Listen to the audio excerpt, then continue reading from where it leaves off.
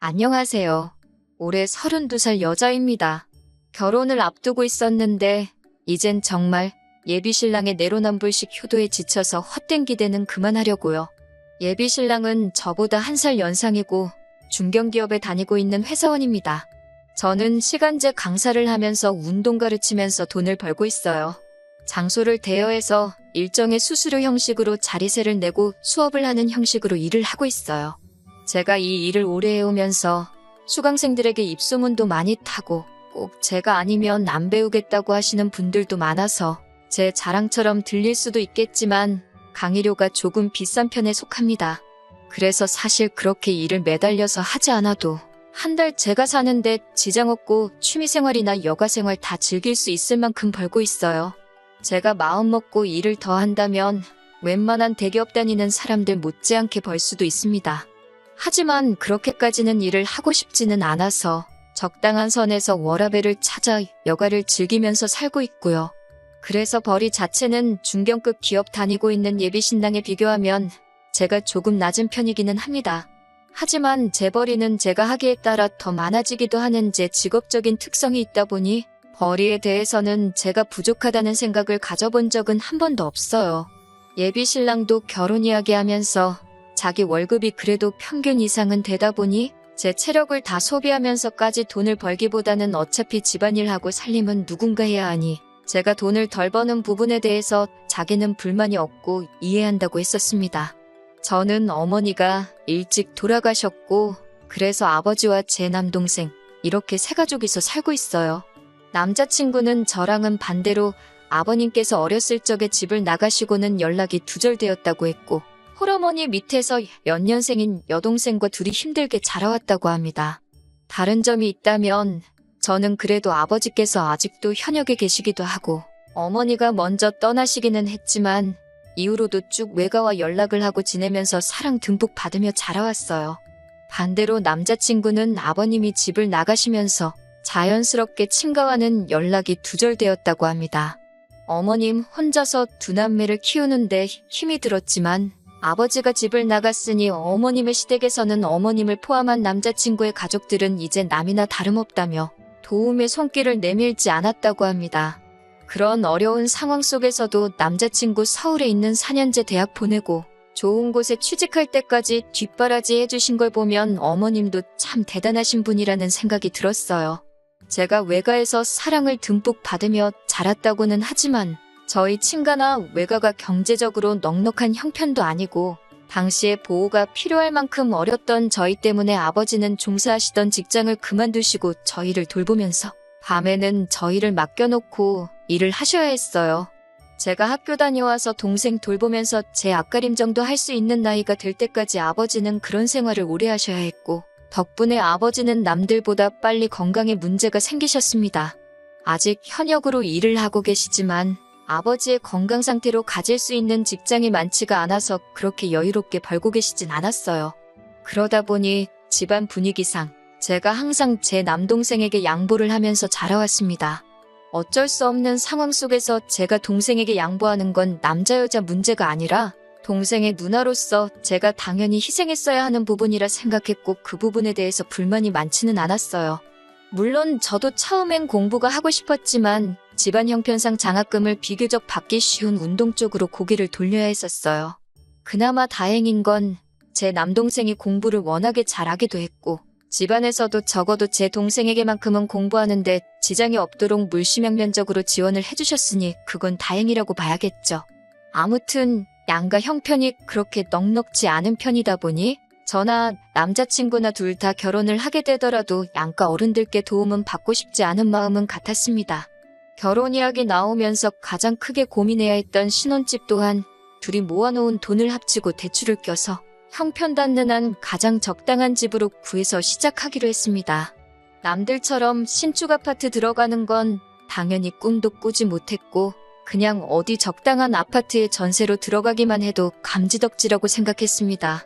거기에 사실 저나 예비신랑 두 사람 다 월급을 받고 나서 저는 저희 아버지에게 예비신랑은 자기 어머니에게 생활비와 용돈을 포함해서 돈을 어느 정도씩 드리고 있던 상황이었습니다. 금액에 있어서는 남자친구가 조금 더 많았지만 큰 차이가 있지는 않았어요. 첫 월급을 받았을 때부터 드리던 걸 결혼했다고 그만 드릴 생각도 없었고 어느 한쪽만 드릴 생각도 없었으니 이 부분에 대해선 자동적으로 남자친구와 합의가 된 상황이라고 봐도 무방한 부분이었지요. 심지어 요즘 경기 침체로 인해서 금리가 엄청나게 올라 있는 상황인데 집값까지 내린다 어쩐다 하는 말이 있는 마당에 비싼 이자를 내면서까지 자가로 집을 구하는 게 맞는 건가 하는 생각이 들었습니다. 무엇보다 금리 때문에 이자가 오른 부분이 가장 타격이 컸어요. 돈을 2중 3중으로 내게 생겼으니 걱정이 이만저만이 아니었지요. 그런데 하늘이 도왔다고 해야 하나요? 제 외삼촌이 다니던 회사에서 해외 파견 근무를 지원하시게 되면서 온 가족이 같이 따라가기로 하셨습니다. 그래서 덕분에 외삼촌이 살던 집이 빈집이 되게 되었고 원래는 그동안 세를 놓을까 싶었는데 외삼촌이 항상 제가 어려울 때 도움을 크게 주지 못했던 게 마음에 걸렸다고 하시면서 이참에 못해준 거 해준다는 느낌으로 외삼촌이 돌아올 때까지 그 집에서 지낼 수 있게 배려해 주셨어요. 저희가 딱히 더 내야 할 건 관리비 말고는 아무것도 없었고요. 결혼 준비를 하면서 가장 큰 골칫거리였던 주거 문제가 해결되니 10년 묶은 체증이 싹 사라지는 느낌이었습니다. 예비 신랑도 제 덕분에 한숨 돌렸다는 식으로 너무 좋아했어요. 이젠 더 이상 어려운 일도 없으니 결혼 준비가 일사천리로 진행될 거라 믿어 의심치 않았습니다. 예비 신랑이 그 말을 꺼내기 전까지는 말이죠.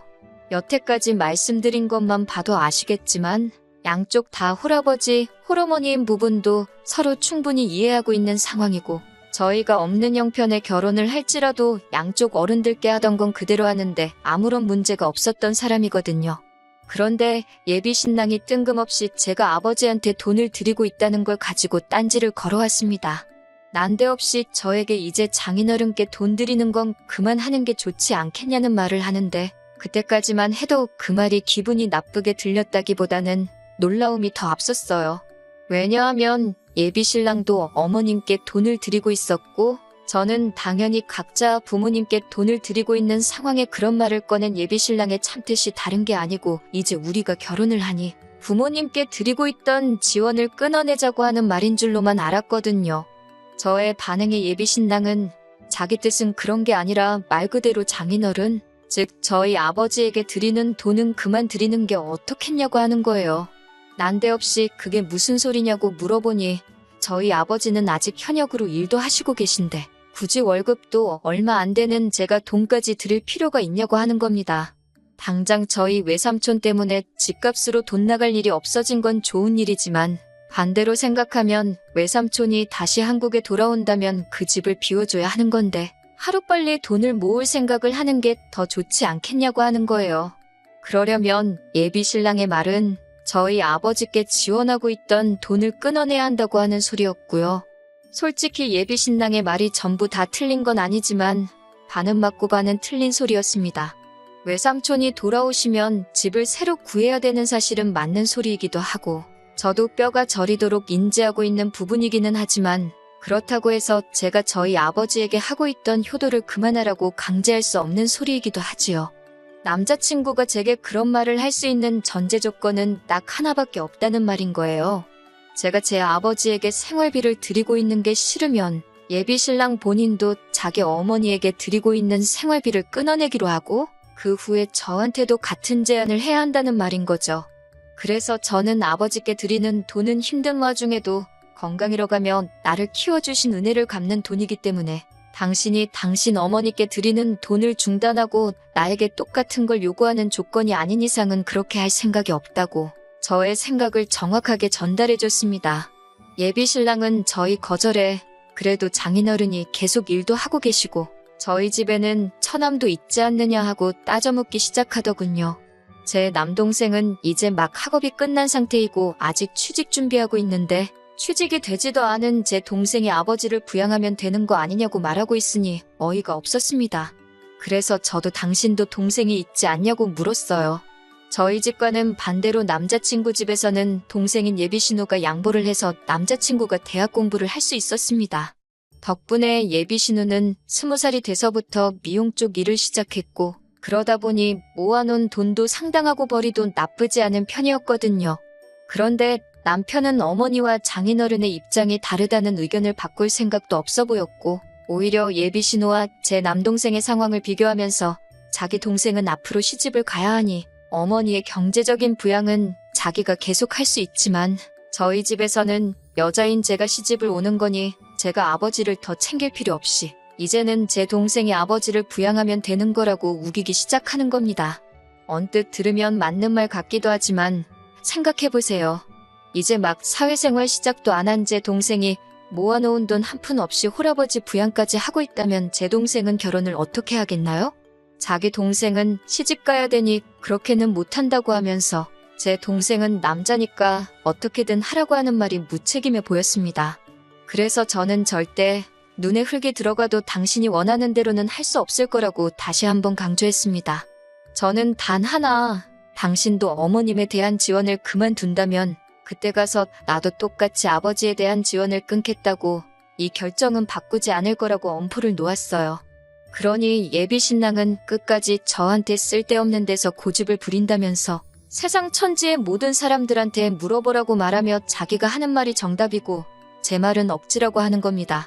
그래서 그날은 원래 데이트를 하기로 한 날인데도 불구하고 더는 기분이 나빠같이 있을 수가 없어서 집으로 그냥 돌아왔네요. 제 기분을 풀어주려는 건지 마저 설득시키려는 건지 예비 신랑에게서 전화가 쉴 새 없이 걸려왔지만 저는 하나도 받지 않았습니다. 그렇게 전화기가 10번 정도 연속으로 울리고 나니 그 뒤로부터는 전화가 없더라고요. 그 다음 날도 그 다다음 날도 예비 신랑이 걸어온 전화는 전부 다 무시해버렸습니다.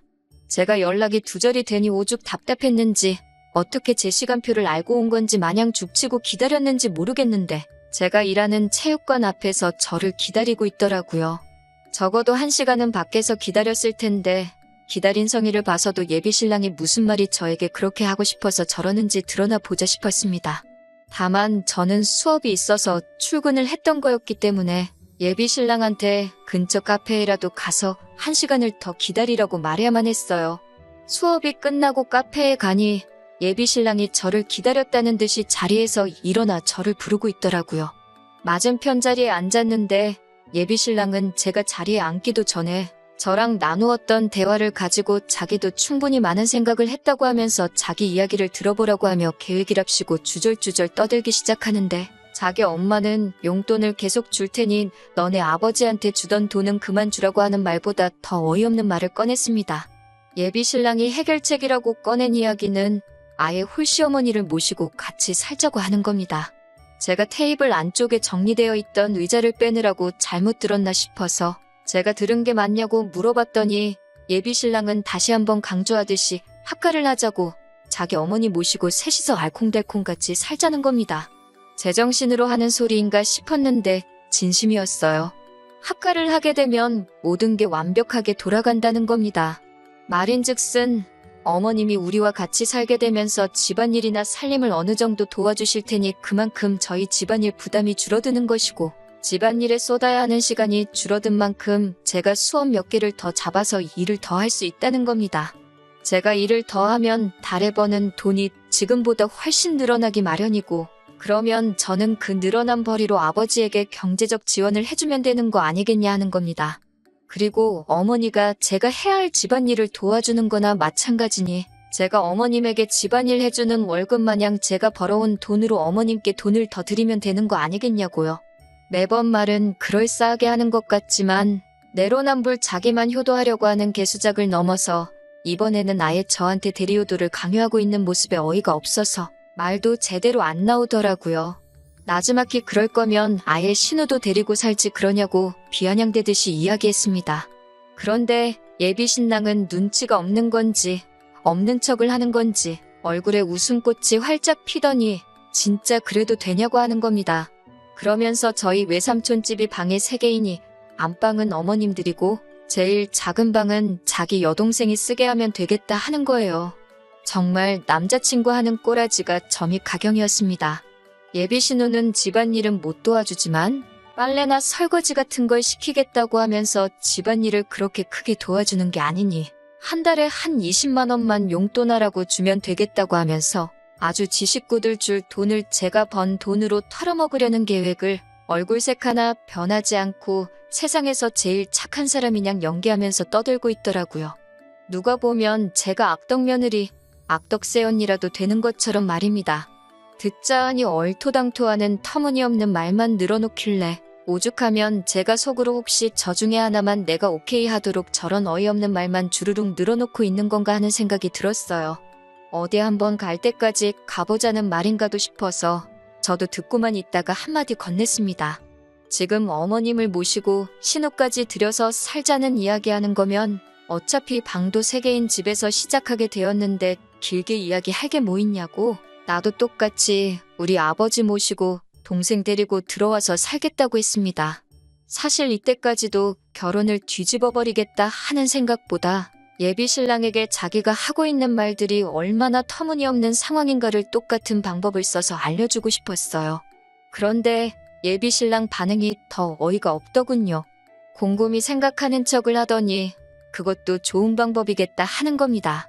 장인어른이 어쨌든 많지는 않지만 돈을 벌고 계시니 그 돈으로 우리 가족들, 그러니까 예비 시모와 신우 생활비를 하면 딱 좋겠다고요. 그런데 또 한번 곰곰이 생각하더니 그래도 천안까지 드리는 건 조금 무리가 있다면서 처남은 그냥 독립시키면 안 되나? 하면서 혼자 중얼거리는 거예요. 제 동생은 또 뭐 때문에 같이 못 살겠냐 하니 그래도 예비 신우랑 제 동생이 장성한 두 남녀인데 한 공간에 있다가 겹사돈이 될 수도 있는 거 아니냐고 합니다. 그러면서 자기 동생, 그러니까 예비 신우는 이제 자리도 잡히고 안정적으로 돈을 벌고 있는 상황인데 처남은 지금 직장도 없지 않냐고 하면서 자기 여동생을 넘보기에는 한참 멀었다고 하는 거예요. 예비 신우는 더 좋은 남자를 만날 자격이 있다나요? 그것도 어이가 없었습니다. 예비 신우 직업을 무시하는 게 아니고 손아래 사람이라고 하지만 사실 예비 신랑하고 연년생이라 저랑 동갑이거든요. 저도 경력이 쌓이고 쌓여 지금 안정적인 수입원이 생겨있는 것처럼 신우도 똑같이 20살부터 일을 시작했으니 현재 자리를 잡고 안정적인 상황이 돼 있는 건 당연한 일이라고 생각합니다. 그에 반해 제 동생은 이제 27돼서 공부를 마치고 취직 준비 시작한 지도 얼마 되지 않은 데다가 예비 신랑 다니는 정도의 회사에서는 제 동생 데리고 가고 싶다고 스카우트 제의가 먼저 오고 있는 상황인데 어디 제 동생을 지 여동생에 비할 게 안 된다느니 조건이 딸린다느니 그런 이야기를 하는 건지 웃기지도 않았습니다. 애초에 예비 신우라는 특이한 조건을 떠나서 저도 제 동생이 저랑 동갑내기 여자를 결혼할 상대라고 데리고 온다면 기분이 별로일 것 같거든요. 그런데 예비 신랑은 끝까지 자기는 관대하고 자기 가족들은 도와줘야 하고 처가와 시가 차별을 두지 않고 양가에 잘한다는 식으로 씨알도 먹히지도 않을 연기를 하면서 말도 안 되는 조건을 갖다 붙이고 있으니 어이가 없었습니다. 거기서 끝냈어도 충분히 정이 떨어졌을 텐데 예비 신랑이 덧붙인 한마디에 저는 이 결혼을 완전 쪽내야겠다 결심을 하고 말았어요. 처남이 자기 여동생을 꼬셔가서 겹사돈이 되면 어떡하냐는 말도 발칙해서 어이가 없었는데 곰곰이 생각해보더니 결국에는 우리 아버지도 같이 모시고 사는 건 넌센스가 아니냐고 하는 겁니다. 아무리 장인어른이라고 하실지라도 남자이고 혼자 된 지 오래되셨는데 혹시나 집에 아무도 없을 때 저희 아버지가 자기 어머니를 어떻게 할 수도 있지 않겠냐고 하면서 혼자 아주 아침 드라마에도 나오지 않을 말도 안 되는 이야기를 꺼내면서 결국에는 지 엄마랑 여동생만 같이 합가해서 사는 게 좋겠다고 하는 겁니다. 장인어른이 벌어오는 돈 몇 푼 때문에 자기 엄마를 위험한 상황에 놓이게 할 수 없다나요? 그 말 듣자마자 제가 마시고 있던 아이스커피 잔을 들어서 예비 신랑 얼굴에다가 있는 힘껏 끼얹어 버렸습니다. 그동안 함께 해온 것도 있고 애초에 결혼까지 생각했던 사이다 보니 웬만해선 적당히 서로 양보하고 타협해서 좋게 좋게 넘어가려고 했는데 이건 뭐 나는 내 가족 챙겨야 되지만 너는 너네 가족 챙기는 거 아까워서 못 보겠다고 하는 심보로 다 안 된다고 나서는데 양보하고 타협할 게 뭐가 있나 싶었어요. 예비 신랑은 얼굴에 커피를 뒤집어 쓰고 얼이 빠져서 자기가 홀랑 젖어 있는 꼴을 보고 얼어붙어 있었습니다. 주변 사람들도 시선이 저희 쪽으로 집중이 되기 시작했고 거기서 저도 나쁘끄러워서 더 있을 수가 없어서 내가 오늘 마신 게 아이스커피라서 천만다행인 줄 알라고 뜨거운 커피였어도 얼굴에다 냅다 뿌렸을 거라고 말하고 자리를 나왔어요. 카페 밖을 나서는 저를 감히 쫓아오지도 못하더라고요. 아마 시원한 커피 맞고 정신이 확 들었나 봅니다. 하지만 제가 그렇게 커피를 끼얹은 건 정신 차리고 반성하라는 뜻이 아니고 완전히 헤어지자고 하는 말이었어요. 예상한 대로 남자친구는 몇 시간도 지나지 않아서 자기가 잘못 생각했다고 하면서 저보고 한 번만 기회를 더 달라고 하더라고요. 하지만 끝까지 어머님 모시고 사는 게 전제 조건이고 제가 결혼 후에도 아버지께 용돈을 드리는 걸 허락해준다 만다 하는 이야기를 하고 있었어요. 내가 번 돈 내가 쓰는데 그걸 왜 너한테 허락을 받아야 되는 거냐고 쏘아붙이고 그냥 나 말고 다른 사람 만나서 입맛에 맞게 허락을 해주든 말든 하라고 했습니다. 기어이 집 앞까지 찾아와서 제 다리를 붙잡고 빌었는데 자초지종을 들은 제 남동생하고 아버지가 밖까지 쫓아나와서 한 번만 더 집 근처나 제 근처에서 얼씬대면 말로는 안 끝날 거라고 강하게 나오니 예비 신랑은 잔뜩 겁을 먹고서는 정말 제 근처에 얼씬도 안 하더라고요. 그래서 덕분에 안전이별했습니다. 아버지는 제가 결혼을 눈앞에 두고 당신 용돈 드리는 것 때문에 제가 파혼하게 된 거 아니냐며 책임감을 느끼셨는데 전혀 그렇지 않다고 했어요. 제 발로 고생길 10번 했는데 극적으로 유턴하고 나와서 천만 다행인 거라고 제가 아버지한테 효도를 안 하고 있었다면 유턴할 기회조차 없었을 거라고 말씀드리니 아버지는 다행이라고 말하시면서도 끝까지 쓴웃음을 지으시는 게 마음 한구석에는 아직도 당신이 부족하셔서 제가 파혼하게 된 거라는 책임감을 느끼고 계시는 것 같습니다. 편의상 예비신랑이라고 적기는 했지만 그 자식 솔직히 앞으로도 하는 일마다 다 안 풀렸으면 좋겠고 어디 새로운 사람을 만나더라도 자기 어머니랑 여동생 놓지 못해서 만나는 족족 안 좋게 끝나버리면 좋겠습니다. 한동안은 저도 지쳐서 혼자로 지내겠지만 제 가족들을 자기 가족 챙기듯 아껴주는 그런 사람이 나타나면 그게 똥차가 가고 벤츠가 나타난 게 아닌가 생각하고 긍정적으로 만나볼까도 생각 중입니다.